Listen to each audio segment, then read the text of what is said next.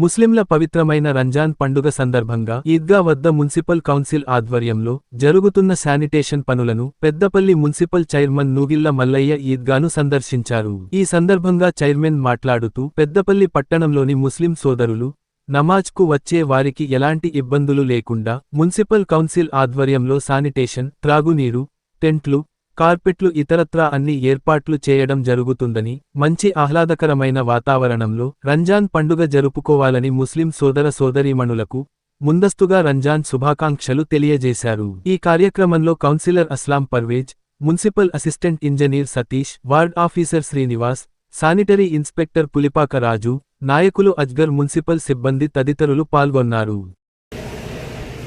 ప్రజాపాలన ప్రభుత్వం ప్రజలకు పనిచేయాలన్న ఆలోచన మీద ఈరోజు ముస్లిం ఈద్గాను పవిత్రమైన ఈద్గాను సందర్శించడం జరిగింది. ఇందుకు కరెంటు కానీ, వాటర్ కానీ, ఏ స్పెషలిస్ట్ అయినా కానీ అన్నీ చేద్దామన్న ఆలోచన మీద సందర్శించినాం. దీన్ని ఈ రంజాన్ శుభాకాంక్షలు తెలుపుకుంటూ ఈ నెల 21వ రోజున రంజాన్ పండుగ జరగబోతుంది. ముస్లిం సోదరులందరికీ రంజాన్ శుభాకాంక్షలు తెలుపుకుంటూ ఈరోజు శనివారం రోజున ముస్లిం పవిత్రమైన రంజాన్ పండుగ సందర్భంగా ముస్లిం కౌన్సిల్ ఆధ్వర్యంలో